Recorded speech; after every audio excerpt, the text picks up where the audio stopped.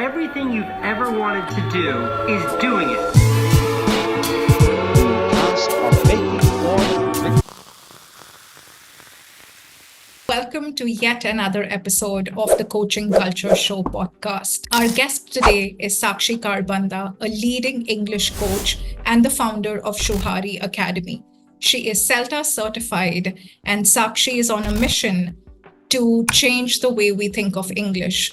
Her academy dives into the essentials right from English grammar, spoken English, public speaking, and even writing skills, to be specific, creative writing skills. So, if you are someone struggling with English, this chat is going to be your guide to shed those fears and take confident steps. But do take some time to adapt to this universal language. In a world that is exceedingly dominated by AI, your language skills will be a unique human asset. So, without further delay, let's dive into our chat. Okay, Sakshi, thank you so much for coming on the Coaching Culture Show. And I'm extremely excited to have you. I can't wait for our conversation to unpack.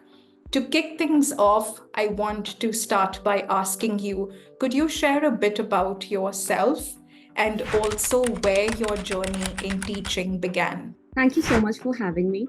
So, I am an English language coach. I have been teaching for more than 5 years. I started teaching literature, I think, when I was 12 years. I was in class 12th. So, I was teaching my peers at that point of time. And eventually, when I went to grad school and post grad, I started teaching my siblings, cousins. And that's when I fell in love with the language, because I was reading literature, I was reading poetry, I was doing grammar, I was speaking in the language, and I was surrounded by this language 24/7. So that's when I fell in love with this language.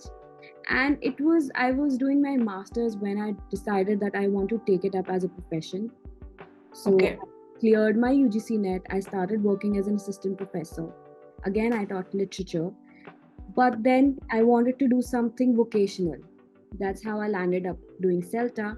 And now I'm an English language coach, where I teach Wow. how to learn English as a foreign language. Alrighty, that's a lot, and it's quite an interesting journey. The fact that you fell in love with the language right at the start, and then you switched, you didn't know where to go in teaching literature or poetry, and you kind of figured out that English is going to be your first love. So, want to ask you that. Was it, I think you maneuvered a little bit, right, with literature, poetry, and I think the question that I want to get at is what made you want to teach English to adults as well as kids? So with kids, as I said, it came naturally because I was teaching my peers, then young siblings, and that's where I fell in love with the language. But when it came to adults, it was a conscious decision because English is just a language and it is a foreign language. And the purpose of a language is to communicate, right? If I am saying something, if you are understanding it and responding to it, that's the whole purpose of language. But in India, English comes with strings attached. For 200 years, we were told, right, that English is a superior language. 75 years later, we still believe English is a superior language. And that's how we approach it. So that's the mindset that most of the adults have. That's where their underconfidence stems from, because they don't teach it as treat it as a language. They have strings attached. So whenever they go into a social gathering or they go to cafes or restaurants, they feel a sense of underconfidence. And with time, when I understood that they want to learn this language, but they do not know where to start from, that's where I wanted to step in and help them, ace this language. And that's a conscious decision that I took. And I think I'm really happy with that. I'm sure you are, and I thank you actually for, taking the baton forward. And I think you brought a very important point here that English is a foreign language and it's not a superior language. Yeah. I think if a lot of people change that approach, you're absolutely right that in India, we think that English is a superior language. I keep seeing a lot of my IELTS students as well. Even though they are pursuing studies overseas, they'll be very soon joining universities either in the US, Canada, but there is still a fear, that what if I don't know how to pronounce something? Will I be made fun of? So I am absolutely excited, or I would say it's amazing to see how very few people think or take up this profession. But I'm glad you have taken up this profession with so much passion, and I can clearly hear that passion, and which is why I was excited that we have this conversation. I think you also said that in India, it's not important to learn English, but why do you think it's important to learn English? And have you seen instances where language barriers affect the way people communicate with each other? So English is not a necessity. It is the need of the hour, as I said earlier. So we have to understand that English as a language is bringing the world closer. The world is this small right now. Why? Because when we talk about the web, Google, AI for that matter, everything right now is in English as a language. And if you want to improve your career prospects, I think English is the go-to language. Because it's a skill set that you add. Again, I reiterate, skill set. It is not Right. something, it adds to your mental growth just as you learn in any other language. If you learn English, it should be addition to your skill set, because anybody who values the power of knowledge would know it is an addition to the knowledge that we already have. And if we approach English like this, we will not only improve our career prospects, but also be more confident because we are growing with it. Yeah, I think once again, detach the strings, treat English as a universal language, because that's where, because of English, the world is uniting. But at the same time, I think let's not be afraid if we mispronounce something, which brings me to my very next question is, have you noticed that people are hesitant to speak English in everyday conversations because of fear of judgment? Yes, I do feel that, especially in social gatherings. I feel people who have so much to add to a conversation when a conversation is, but if it is taking place in English, they refrain from adding their own points. And I Right. feel so sad because I can see they have so much to add and give to this conversation. Or even when we go to, a restaurant, as I said, or a cafe, I see adults and in fact students as well. Either they put on that pretend accent to cover up the underconfidence, or they fumble. But I have to say, confidence has nothing to do with English. You might be doing so well in your field, whatever field you are in, even if you are doing medical, non-medical, or even if you are a housewife and not doing anything, you are managing the whole household. You should be confident in that. English should be an addition to it, but it should not define your personality, and it should not affect your confidence. That's true. I think we need to change our thought process when we're speaking and when we're learning. And I think that's where you play a very important role in letting us know, because you have been to Spain to learn CELTA. So could you share stories from your time in Spain? You said something about your IELTS students, right? About the fear of mispronouncing a word, especially going to cafes and restaurants. So I have an instance. I was in Spain, so I was living with a couple. The woman was Spanish and the man was from England. So they married and they were living in Spain. So I was living in their household. So they loved Indian food and they used to go to Indian restaurants with me, but Malcolm used to pronounce it as biryani and not biryani. And he was not at all underconfident, and he would say it with such confidence, I'll have this. And that's where, I realized that whenever we go to a restaurant outside, if we are ordering French cuisine or Italian cuisine or anything, either we say we'll have this, or we don't pronounce it, or there are people who would not rather order that thing.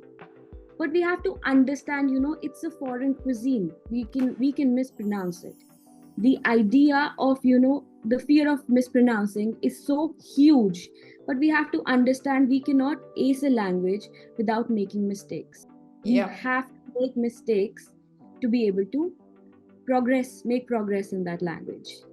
Yeah, And I think it goes back to, you said that 200 years ago, uh, we were taught English, and after independence as well, we still think that English is a superior language. that's true. I feel this hesitance or the fear is what we've brought ourselves onto. It's not anybody else. So, do you think that if you mispronounce, like you've stayed overseas, you have, been a part of a class that had probably a Spanish or German, people from England, did you notice that your approach is way different than others in class? It was. And you know what? I realized because I was born and brought up in such an environment where I had a similar mindset that English is a superior language. Even though I loved the language, but I had that mindset. And when I went to Spain and I was in a classroom, oh God, I used to feel underconfident. Mhm. An English language coach, I used to feel underconfident. We've brought this to ourselves, I feel. The embarrassing or the embarrassment if we mispronounce something. And because you've been to Spain, you have studied amongst a lot of foreigners, a lot of native speakers, a lot of non-native speakers.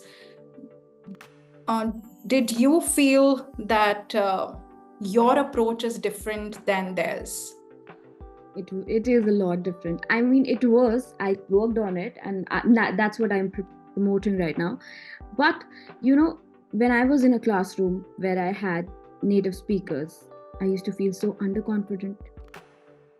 And there Right. was a time where I was not like, even my accent became a problem for me, not for anybody else. For me, I used to feel a little underconfident, and it took a foreign coach, a foreigner, to tell me that you should be proud of it because Indian English is an accepted form of pronunciation and accent. Oh, wow. Would you like to share this experience? So basically, when I was teaching, I had been teaching language as I told you for a really long Right. time. But there I was surrounded by foreigners, and I had never been in that environment. And I had friends who were actually native speakers, Irish, and from even England, America, and their English is a lot better than ours. Why? Because they know only one language, that is English. They don't have to do the translation part in their head, Yes. or they don't have to switch from one language to the other. And I had friends who were from different European countries, but they did not feel underconfident. Mm-hmm. I was the Yes. only one. And then I had to, talk to myself, why is that? Why am I feeling? And that's when I realized.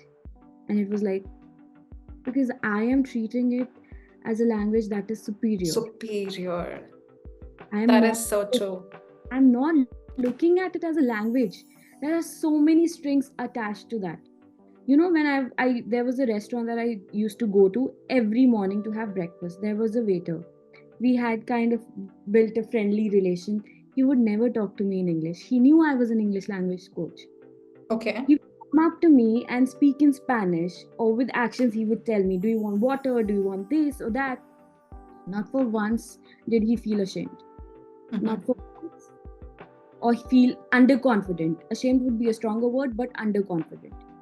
He would Yeah. approach me with such confidence, then I was amazed. But when I had to recreate that scene here, anybody would feel underconfident if somebody is an English language coach or English and you have to speak in English. Go there and talk to them in English. But that was Yeah. not the case there. And I was amazed. And I also learned that there is no age limit to learning, because I had students who were like from 65 to 30 to 65 years of age, and they would actually be like, we cannot pronounce this, can you teach us? Mm-hmm. You know this, can you do this? And they would do it with such confidence that I was like, why aren't we doing that? Why aren't Indians doing that? That we don't know this, can you teach us? I think that's another thing that we treat English as a superior language, and most of us think that if you know how to speak in English, you're more intelligent than a person who doesn't know how to speak in English. I think that's, again, something that's coming out of my experience because I'm training a lot of chief tech officers, chief marketing officers, and being at that stature, that's pretty much the highest rank in any organization. And when I see them feel underconfident just before a presentation that's going to go global, that's when I feel that I think we've linked too many things with this language. A, that it is superior. B, that, a person who speaks in English is more intelligent. And I think if we do away with all these things, learning English will be a lot easier. And we would not put so much pressure on ourselves. Exactly. I think that learning English, we see a lot of spoken English classes at pretty much every nook and corner of different cities. I don't know how, like, I wouldn't personally know how to rate, the outcome or the results of such classes, but tying it up to, your story in terms of what led you to take the CELTA course. And if you can let the audience know what is this course all about. So, up until I had done CELTA, I had done all theoretical courses. My master's was theoretical. There was nothing practical or vocational about it. I wanted to do a vocational course and a short course, and I was searching for it, and then I came across CELTA, and I really liked how intense that course is and how much pressure it is going to put on me and bring out, the best in me in 4 weeks. And Okay. the fact that it is going to teach me to teach English as a foreign language was really interesting because I had never treated English as a foreign language. Mm-hmm. And I wanted to know how would they do that, and especially in an environment where I am surrounded by people from different cultures, and teaching students who are Spanish, Argentinian, Russians.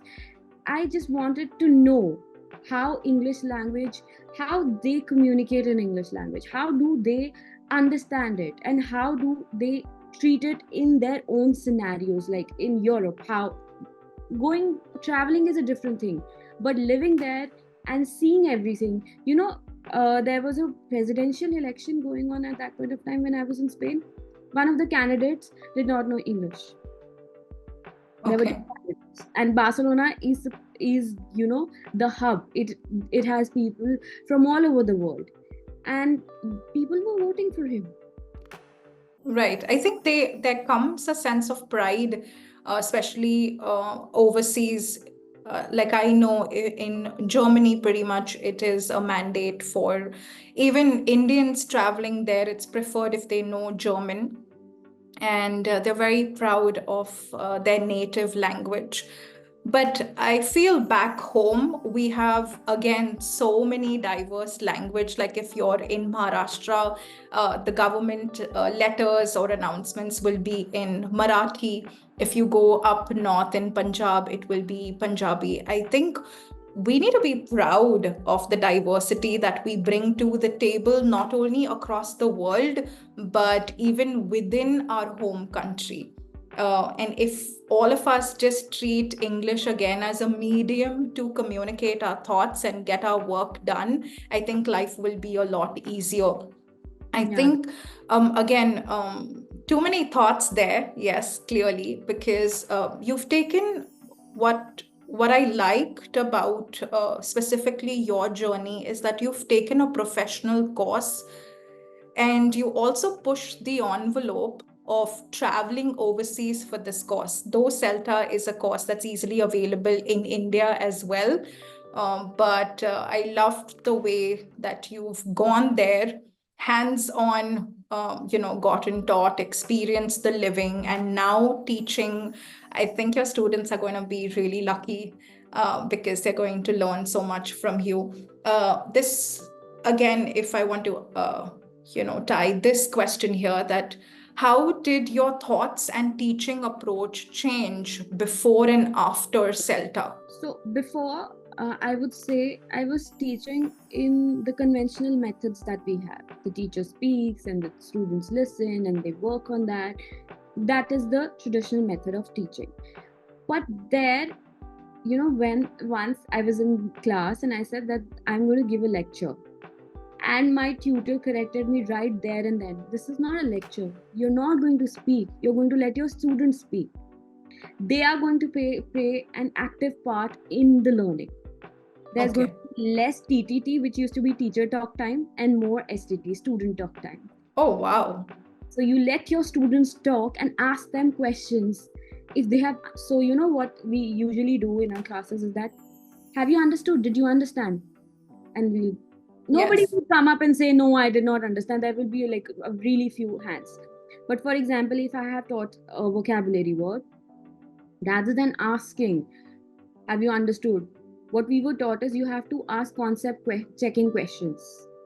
Okay. For example, if I teach you a word, for example, it was a path, right? So I would ask questions once I have given the meaning. Is it something that you walk on? Yes. Related to that, All right. is it something that you can, is physical? You can feel. Yes. Is it metaphorical as well? Yes. Things like that. Yes and no questions we used to ask, concept checking questions, to know if they have understood or not, rather than simply asking. And I used to do that in my classes. Did you understand? And my tutor used to correct me. There used to be a big feedback. You cannot ask, do you understand? You cannot talk. For grammar, I found it so difficult because here we are so used to like teaching grammar. Yes. So we're talking and talking and talking and talking. And I had 2 grammar classes where I had to teach.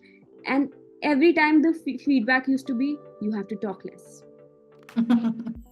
You have Right. to talk less. And I could not understand, how do I do that? Because that's what I've been doing back home and it worked. How do I do that? But after, that course, when I came back, I had absorbed everything. I realized that is the right way and the new way. Yes. I think more immersive, more engaging. I think, again, from my personal experience, very funny, but can easily relate to this because in IELTS, students easily crack reading and listening.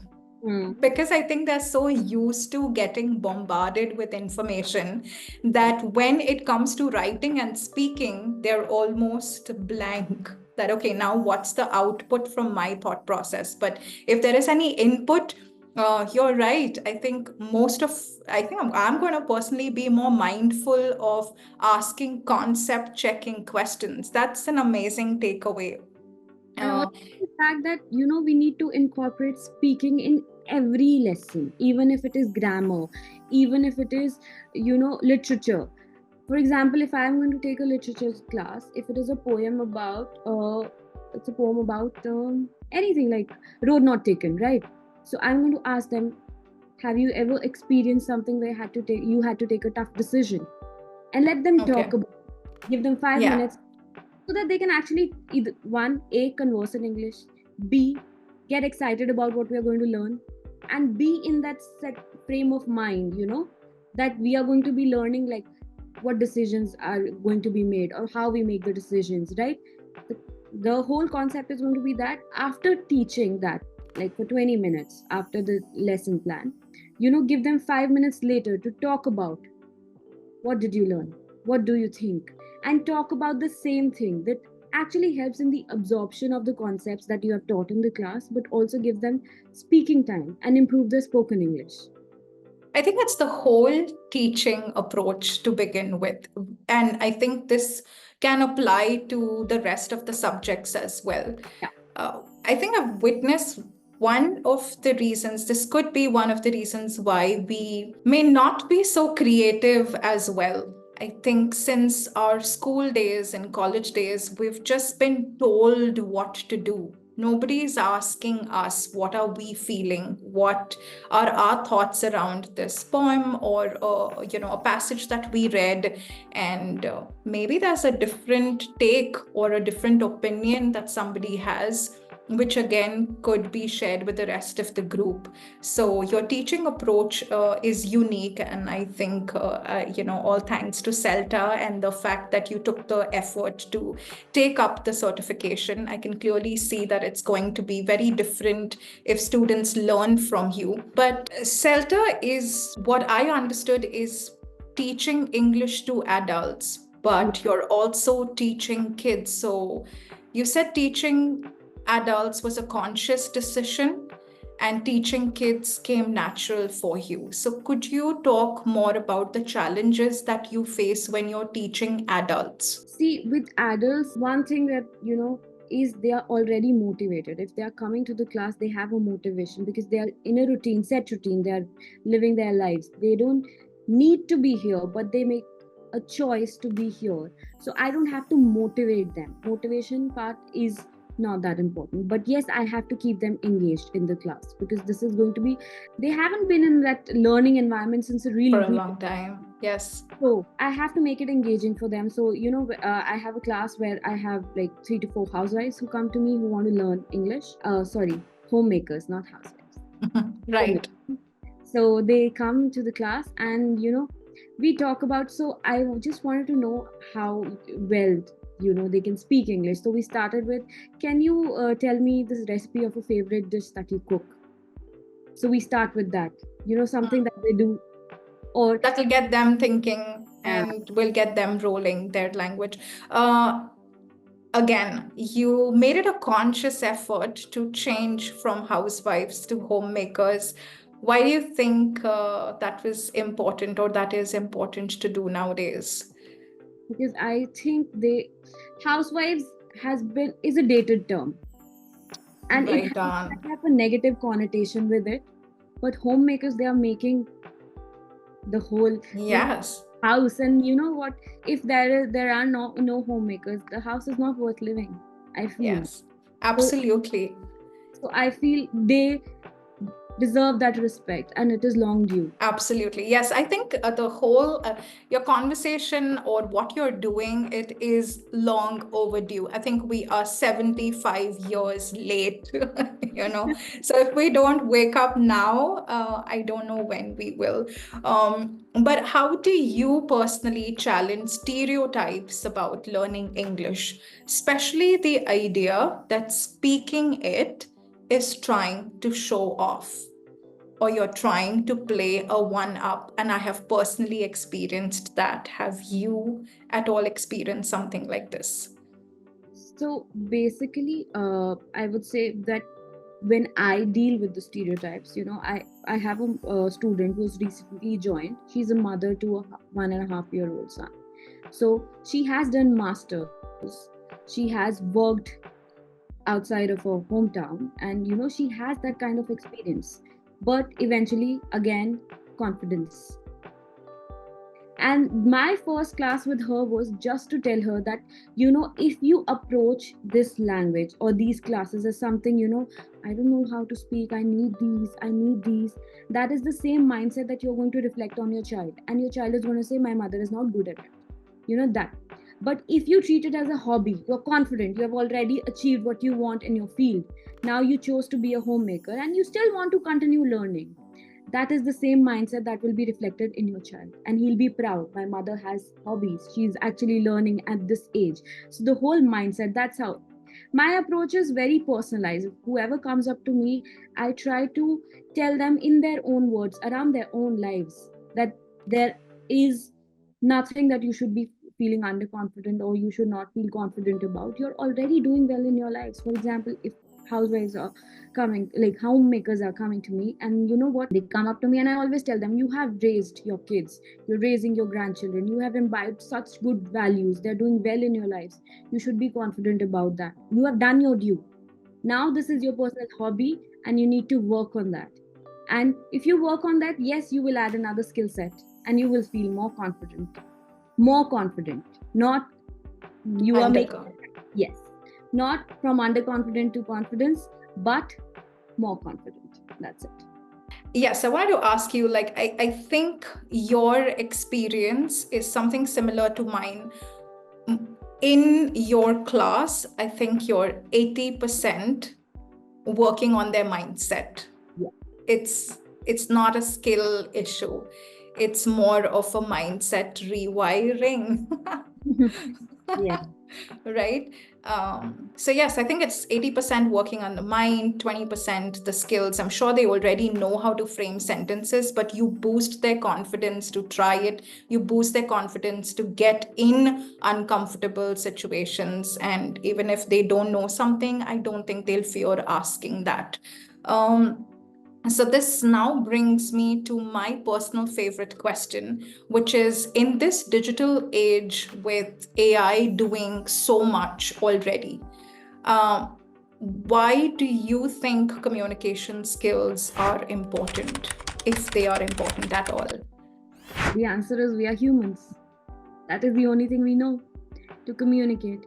The difference between animals and humans is that we can talk and we can communicate.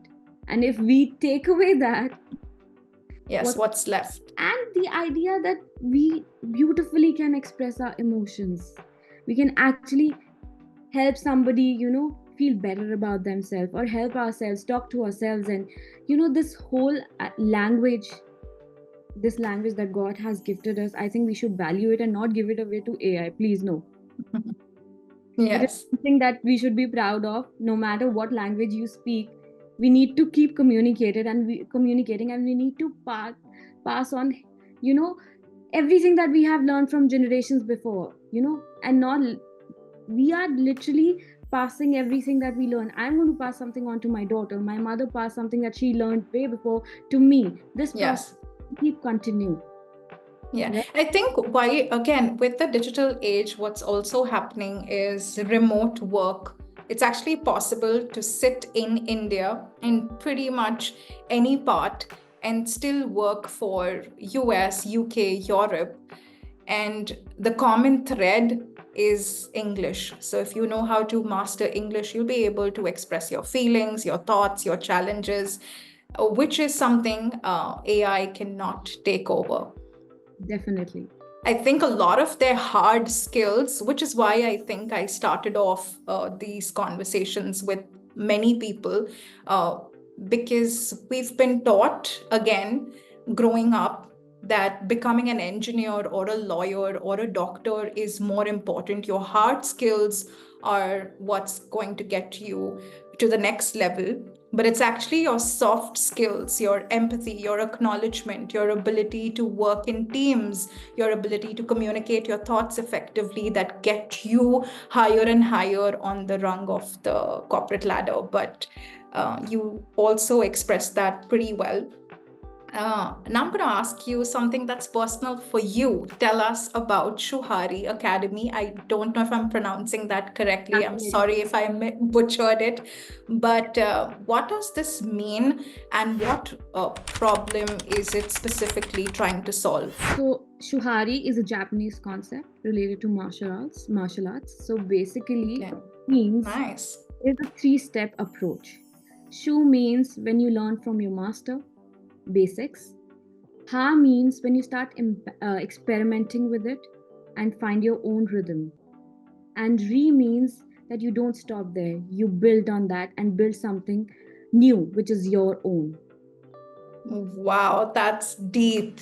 How did you, was this you alone, or did you come up with a brand name, ideating with somebody else? Like, this is an amazing, intense, deep meaning to your company name. So I came across this concept 7 years ago. And that's when I decided that whenever I'm going to open an academy, it is going to be Shuhari, because that's the approach that I believe in. So, there's this famous Japanese saying which says, when the student is ready, a teacher appears. When the student is truly ready, the teacher disappears. Oh, wow. I didn't know the latter part of it. So could you repeat, when the student is ready, the teacher appears?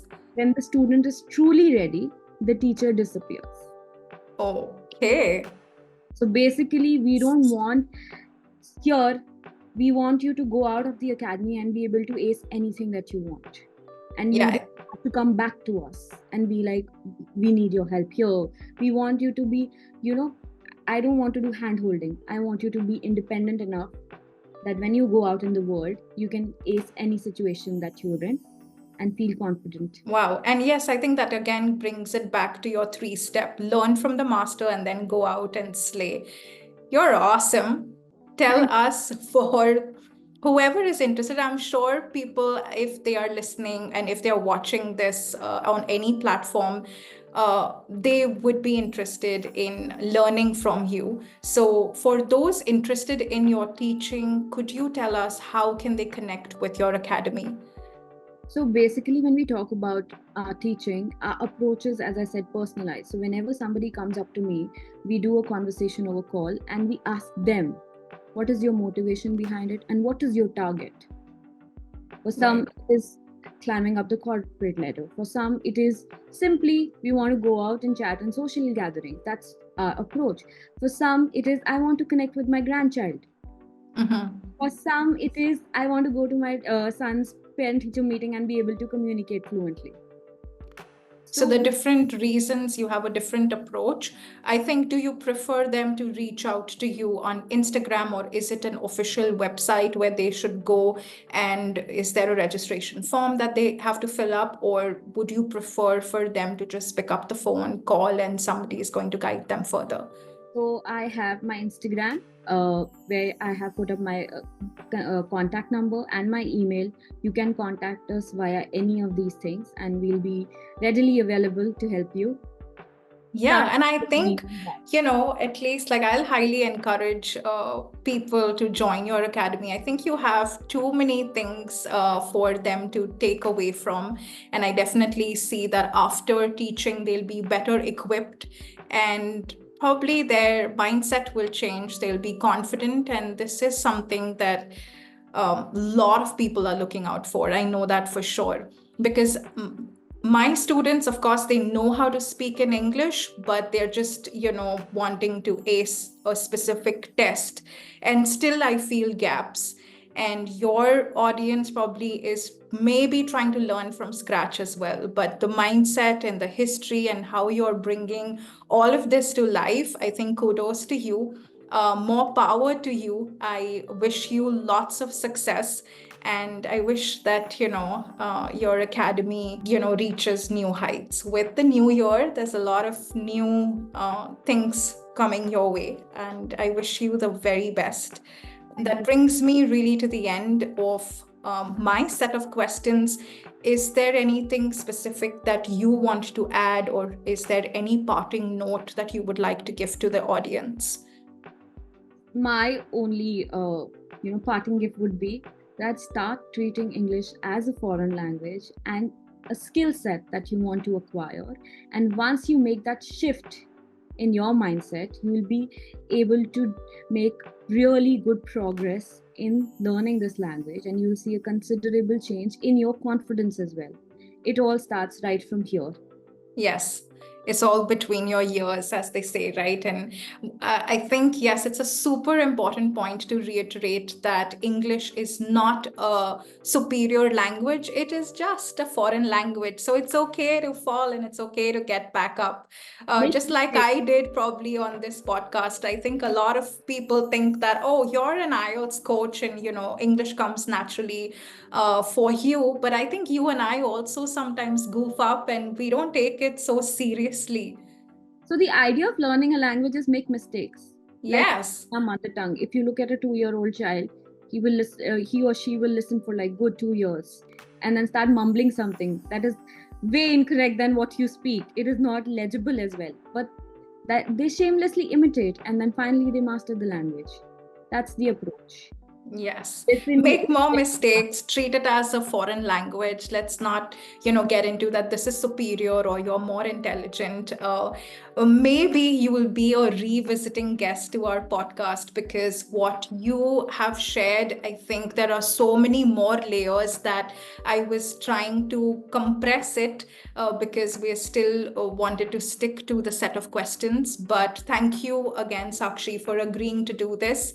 And yeah, I look forward to many more conversations that we're going to have going forward. Thank you so much for having me. It was great talking to you and talking to someone who has a similar thought process. Yes. I think I found a friend in you. So thanks to this setup, thanks to Instagram for bringing us together.